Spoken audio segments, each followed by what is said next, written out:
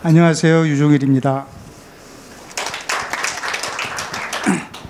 제가 여러분들 앞에서 대학 교육, 한국판 뉴딜과 대학 교육에 관해서 말씀드리려고 하니까 저는 사실 그렇게 아는 게 별로 없었어요. 경제 얘기를 하라 그러면 좀 할 얘기가 많은데 시간도 짧고 그래서 그 핑계로 간단히 몇 말씀 드리겠습니다. 먼저 지금 저희가 코로나 바이러스 때문에 고생을 하고 있습니다만은 지금 굉장한 위기의 시대라는 말씀을 좀 드리고 싶고 그런 맥락에서 한국판 뉴딜도 좀 이해해야 되는 거 아닌가 그 말씀 좀 드리고 마지막으로 그래서 대학은 어떤 고민을 해야 될까 이렇게 세 토막으로 말씀드려보겠습니다. 아시는 대로 지금 전 세계적으로 보면 계속해서 확진자 숫자가 좀 늘어나는 추세에 있고요. 각 개별 국가로는 2차, 3차 웨이브가 온 데들도 있습니다만 전 세계적으로는 아직 그렇고 지금 날씨가 추워지기 시작한 일부 러시아라든지 유럽 이런 쪽에서 확산세가 빠르게 되고 있어가지고 이제 본격적인 2차 확산에 대한 그런 우려도 있고 그렇습니다. 감염자 수는 4억 명 가까이 지금 된 거 아닌가, 사망자도 160만 된 거 아닌가, 실질적으로는 그렇게 보고 있습니다. 그 보건 위기가 우리를 움츠러들게 만들었고 또 정부가 봉쇄를 하게 만들었고 그래서 경제가 굉장히 어려워졌습니다. 여러분 다 아시는 대로 금년도 OECD 예측에 의하면은 마이너스 6% 성장을 예측을 하고 있는데 지금 이런 2차 확산이 본격적으로 진행이 되면은 마이너스 7.6% 그리고 훨씬 더 장기화되는 경기 침체, 매우 완만한 회복 이런 것들을 예상을 하고 있습니다. 전 세계적으로 실업과 기화와 빈곤이 급증하고 있고요. 아시는 대로 여러 나라마다 상황이 다릅니다만은 이 가로축은 지금 인구당 사망률이고요. 여기는 지금 경제 성장 2분기 경제 성장입니다. 분기 3분기 데이터는 아직 없어서요. 그렇게 했을 때 사망률은 낮은 나라가 많이 있지만 그 중에서 경제 성장을 별로 해치지 않고 경제적 비용을 많이 치르지 않고 사망률을 낮춘 나라가 주로 동아시아에 있는 나라들이고 제일 높은 데가 사실은 안 나왔습니다만 중국, 대만, 그 다음에 한국 그렇고 여기 좀 와서 이제 일본, 말레이시아 이렇게 있는데요. 그리고 사망률이 높은 나라들이 경제적 비용도 사실은 많이 치른 것을 알 수가 있습니다. 이 코로나19가 사실은 갑자기 전혀 예기치 못했던 것이 튀어나온 그런 블랙스완은 아니고요.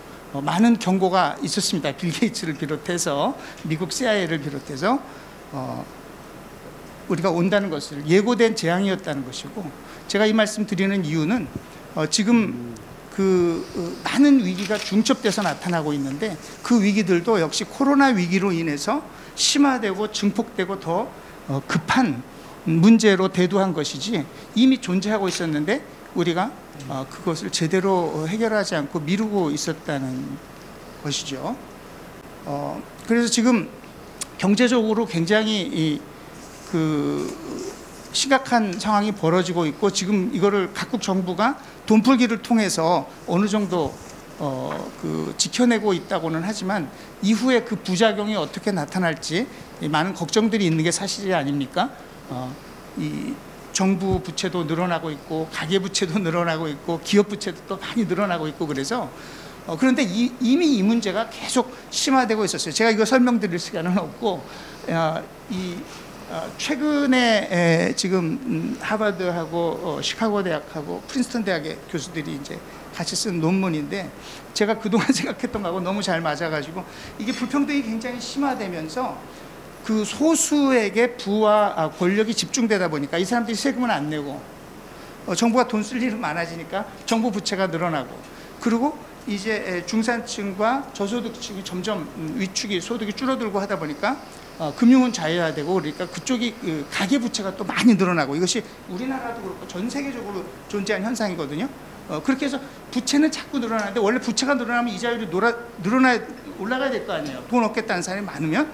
그런데 사실은 다 이게 빚에 눌려가지고 소비자 수요도 적고 이 자꾸 독점화되면서 전반적인 수요가 적으니까 기업의 투자는 적고 그래서 이 악순환 부채가 자꾸 그러니까 계속해서 이자율은 내려가고 돈 풀기를 통해서 경기를 간신히 유지하는 그런 상황이 이미 지속되고 있었다는 것이고요. 글로벌 금융위기 이후에 그것이 지금 이 코로나 팬데믹 속에서 이 문제가 지금 다 지금 덮여져 있지만은 잠재적으로 더 큰 위기로 다가올 수 있다고 하는 것입니다. 전반적인 가버넌스의 위기가 오고 있습니다. 그전에는 작은 정부론 시장에 맡긴다, 시장 만능주의 이런 것들이 지배했습니다만은 팬데믹을 통해서 정부가 필요하구나, 공공성이 필요하구나, 안전망이 필요하구나 하는 것을 우리가 지금 다 이제 그쪽 방향으로 가고는 있는데 어떻게 시장과 공공의 역할을 조화해야 될지 그리고 불평등이 엄청나게 이미 심화됐던 그 불평등이 팬데믹으로 인해서 더욱 극심하게 되고 있습니다. 아시는 대로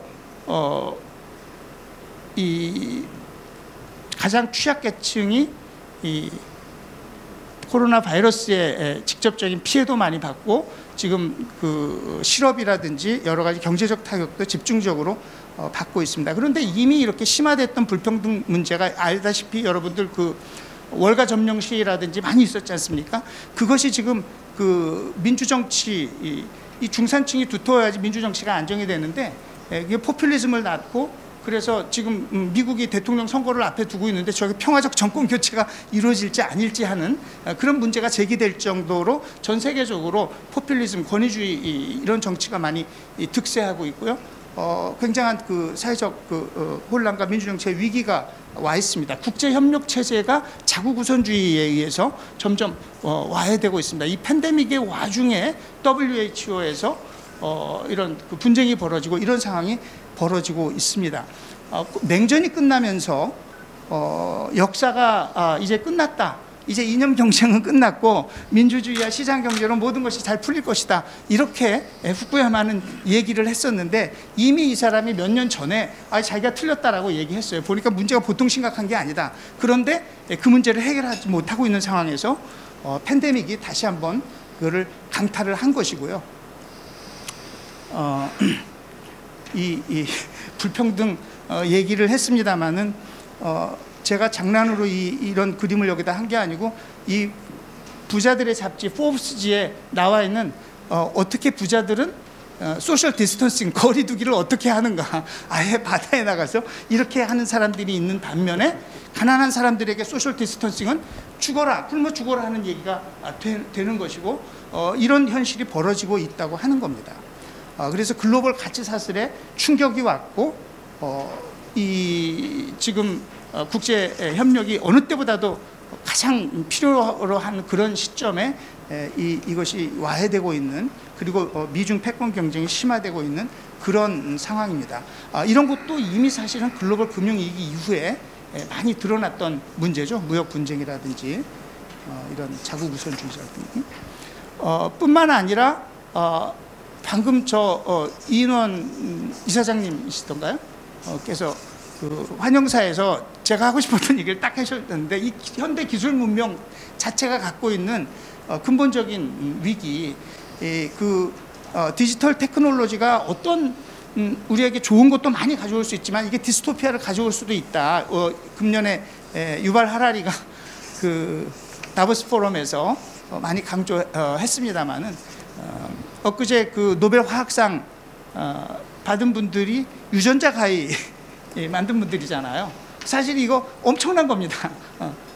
이것이 함의하고 있는 그 윤리적인 문제라든지 앞으로 이게 사회가 어떻게 갈지 이런 그 기술 문명에 대한 도전을 주고 있고 또 환경에 대해서 지금 이 코로나 이런 인수공통 감염병이라고 하는 것 자체도 생태계 파괴 산물인 측면이 있고, 금년에 또 유난히도 호주 산불부터 시베리아 산불, 캘리포니아 산불까지 지구가 뜨거워지고 있습니다. 그래서 이 위기가 저는 팬데믹으로 그 더블 위기, 보건 경제 위기가 왔으나 원래부터 존재했던 6대 위기가 훨씬 더 심화되고 있다, 이렇게 보고 있고, 예를 들어서 다보스 포럼에서 그동안 주제로 이렇게 쭉 선정하고 했던 것들도 그동안 계속 얘기하고 있었어요.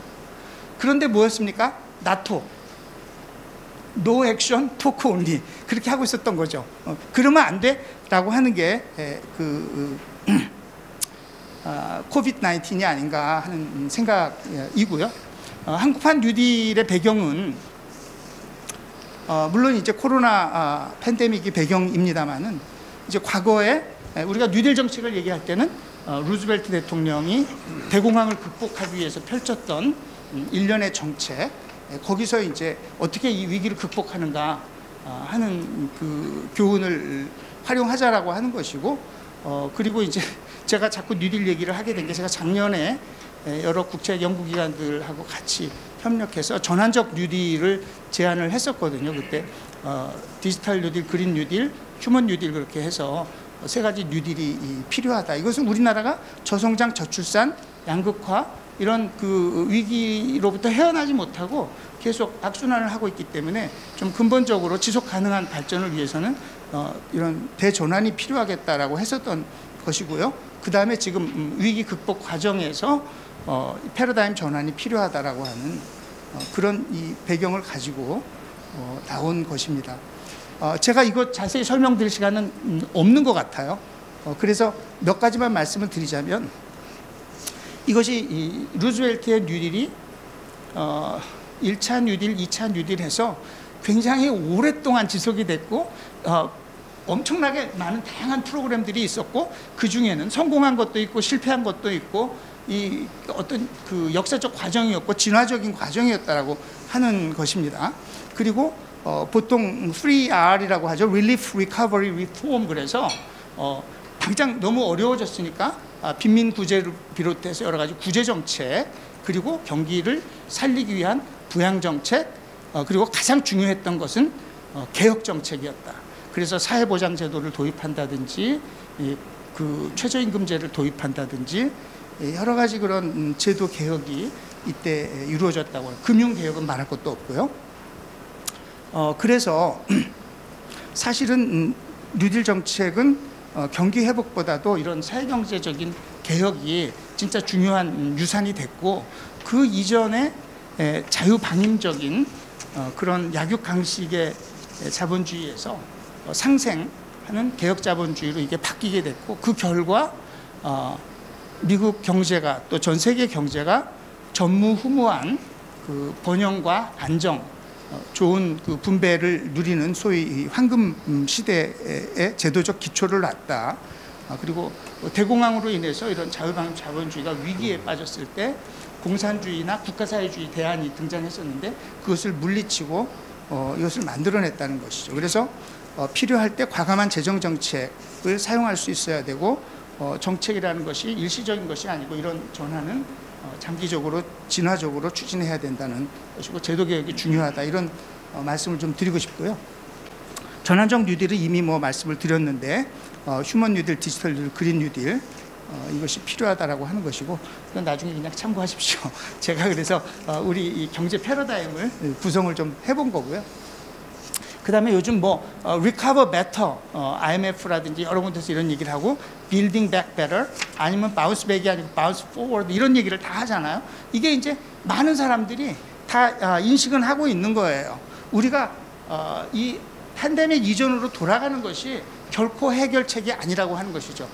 이 팬데믹을 통해서 우리가 그 이전에 너무 심각한 문제들을 안고 있었구나, 그것이 한꺼번에 다 익스포즈가 됐구나, 그러니까 이제 경제 회복을 하는 과정에서 이 문제들을 바로 잡는 그런 개혁, 구조 개혁 내지는 더 나아가서 전환을 해야 되겠다라고 하는 그런 의미에서 이 얘기들을 다 합니다.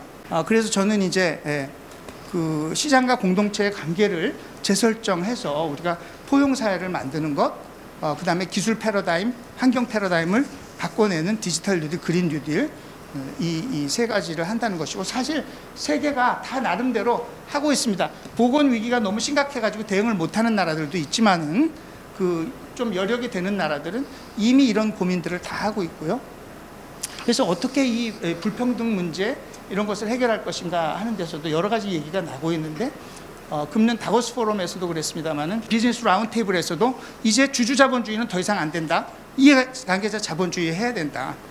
우리나라 정경련도 그런 생각 좀 해봤으면 좋겠는데 전혀 그런 생각하지는 않죠. 그런 얘기를 하고 있고, 독일은 지금 8월 달부터 심각한 기본소득 실험에 들어갔습니다. 공정과세를 위한 국제공조 얘기도 많이 나오고 있고요. 뭔가 달라져야 된다고 지금 하고 있습니다. 그 그린 뉴딜은 유럽이나 미국에서, 미국 뭐 대선 결과에 따라 달라지겠습니다만은 강력하게 추진될 것 같고요. 더 이상 이대로 가서는 지구가 버텨낼 수 없다라고 하는 인식이 확산이 되고 있습니다. 또 4차 산업혁명을 둘러싼 기술 평등 경쟁이 격화되는 한편에, 다른 한편 그 기술이 초래할 수 있는 여러 가지 그 사회적 문제에 대한 대안도 연구되고 있는 상황입니다. 그래서 저는 그런 우리나라가 필요한 그런 전환적 뉴딜과 또 포스트 코로나 시대가 요구하는 3대 전환을 결합해서 한국판 뉴딜이 나온 것이라고 보고 있고요. 그것이 이제 아시는 대로 디지털 뉴딜, 그린 뉴딜, 그리고 그것을 저는 뭐 휴먼 뉴딜이라는 개념으로 했습니다마는 사람에 대한 투자, 일자리 창출, 안전망 강화, 이런 내용들이 사실은 그 휴먼 뉴딜로 제가 했었던 건데요. 이렇게 정부가 한국판 뉴딜의 구조를 짰고 역점 사업 분야는 보시는 바와 같습니다. 그래서 160조 투자해서 25년까지 190만 개 일자리를 만들고, 더 똑똑하고 더 친환경적이고 더 국민을 보호하고 따뜻한 나라가 되겠다라고 하는 그런 것입니다. 그런데 제가 보니까 우리 국민들이 예를 들어서 부동산에 대해서 가지는 관심에 비해서 한국판 뉴딜에 대해서 관심은 10%도 안 되는 것 같아요. 이게 이제 관심도가 좀 떨어지는데 왜 그러냐? 방향은 잘 수립한 것 같은데 그 변화의 폭과 깊이가 정부가 지금 내세우는 것이 이런 추상적인 개념 말고 실질적으로 제도적으로 변하는 것이 그렇게 와닿는 것이 아직 부족하다라고 하는 것이고, 그런 차원에서 정부가 돈을 써가지고 사업을 몇 가지 하는, 그래서 산업정책 차원에서 그렇게 하는 것을 넘어서서 진짜 우리의 삶부터 이 사회 구조가 바뀌는 그런 제도개혁이 균형이 돼야 되겠다. 규제개혁 포함해서요. 그리고 국민이 주체가 되는 그런 뉴딜이 돼야지 성공할 수 있겠다. 제가 이런 생각을 하고요. 그렇기 때문에 그 대학이 또 중요한 역할을 해야 되는 것이고, 그래서 제가 뭐 아는 것은 없지만은 감히 이 자리에 서서 몇 마디 말씀을 드리고자 합니다. 지금 한국판 뉴딜 정부가 발표한 종합 계획에서 보면은 대학과 관련된 것은 딱 이 두 군데 있습니다. 디지털 뉴딜의 많은 그 프로그램 중에 전국 대학 직업훈련기관 온라인 교육 강화 해가지고 나와 있는 게 있고요. 이거는 지금 모든 대학이 코로나 덕분에 다 하고 있지 않습니까? 그걸 이제 좀 더 잘하자 하는 거고, 정부가 이거 뭐 LMS 구축이라든지 이런 거에 도와주겠다라고 하는 그런 거고, 국공립대학 얘기겠죠. 그리고 안전망 그 사람 투자 관련해서는 디지털 그린 인재 양성, AI 소프트웨어 핵심 인재 양성이나 녹색 융합 기술 인재 양성, 미래 적응형 직업훈련 체계, 이런 얘기들이 좀 나와 있습니다. 제가 이런 말씀은 아마 다른 분들이 훨씬 잘 하실 것 같고, 저는 뭔지 잘 알지도 못합니다. 크게 봐서 대학이 어떤 역할을 해야 되냐, 한국판 뉴딜과 관련해서 대학 스스로 디지털 전환, 그린 전환에 앞장서야 된다고 하는 것이죠. 그 뭐 온라인 교육뿐만 아니라 저희가 이제 AI 기반으로 이 교과목을 좀 운영을 했는데, 그게 이제 한국에서 최초로 했다 그래서 여기저기 뭐 사실 크게 아직 한 것은 없는데 언론도 좀 타고 했습니다만은, 저는 원래부터 이런 데 이제 관심이 많이 있었어요. 그리고 제가 조금 찾아보니까 이제는 그야말로 그 디지털 트윈을 무슨 SOC 이런 것만 하는 게 아니고 대학의 오퍼레이션 자체도 디지털 세계에 이 오프라인 대학과 버금가는 그런 게 전부 구축이 되는 그런 세상인 것 같습니다.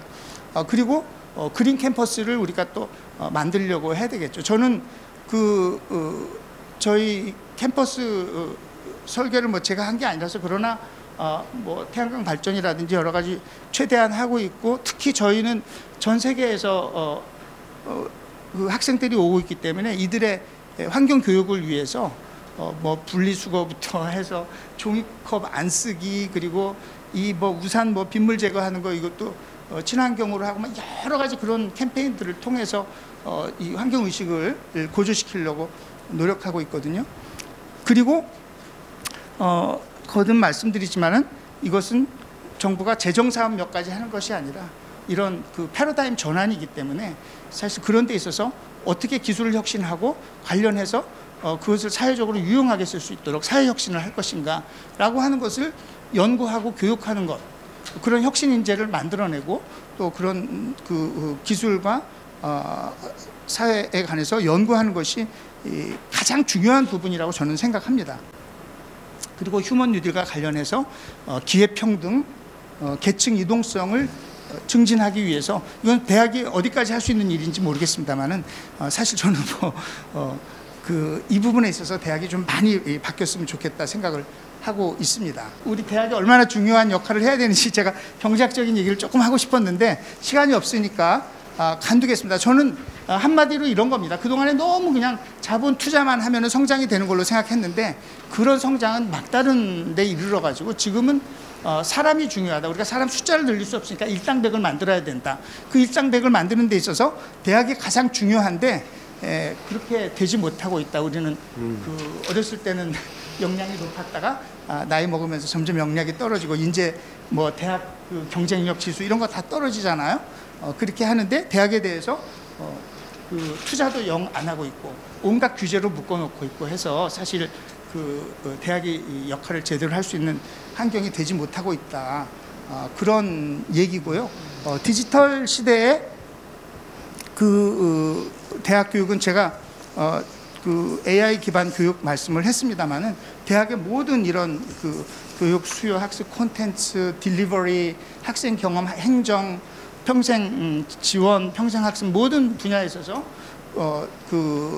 디지털화하고 그거를 또 활용하는 그것이 필요한 거고요. 이게 마지막 페이지입니다. 많이들 아시겠지만은 지난 7월달에 구글 커리어 서티피케이트라고 그걸 어나운스를 했는데 한 달에 49불씩 빨리 하면 3개월, 보통 한 6개월 정도 하면, 그러니까 한 300불 투자, 6개월 투자하면은 이 자격증을 받는데 이것은 4년제 대학을 졸업한 자격증과 동일하게 취급하겠다. 구글뿐만 아니라 많은 미국의 유수한 회사들이 그렇게 선언을 했습니다. 구글 이 사이트에서 왜 구글 이 자격증을 취득해야 되는가, 뭐 여러 가지 얘기가 나오는데 한마디로 이걸 하면은 좋은 직장을 얻을 수 있다 이겁니다. 그래서 지금 좋은 직장 가기 위해서 대학을 간다. 이거 가지고는 앞으로 이것만 가지고는 대학이 게임이 과연 되겠는가? 구글하고 경쟁해서 이길 수 있겠는가? 그래서 그런 부분에 대해서는 그 대학이 그런 기업과 협업할 수도 있고 그런 거를 끌어들일 수도 있고 그래야 되겠다. 그런데 진짜 대학이라고 하는 것은 그것을 넘어서서 혁신과 전환을 끌어나갈 수 있는, 단순히 직장 취직 잘하는 게 아니라 그런 인재를 키워낼 수 있어야 되기 때문에 그런 면에 있어서는 어떻게 하면 더 깊이 들어가야지 창의가 나오니까 깊이가 있고 폭이 있어야 되니까, 그리고 어떻게 더 비판적으로 하고 어떻게 더 소통하고 협력하고 그런 변화를 이끌어내는 리더를 만들어낼 수 있을 것인가, 이런 것들이 이 디지털 시대 지금 대학이 직면하고 있는 도전이 아닌가, 저는 그런 생각을 해봤습니다. 감사합니다. 네, 감사합니다. 하여튼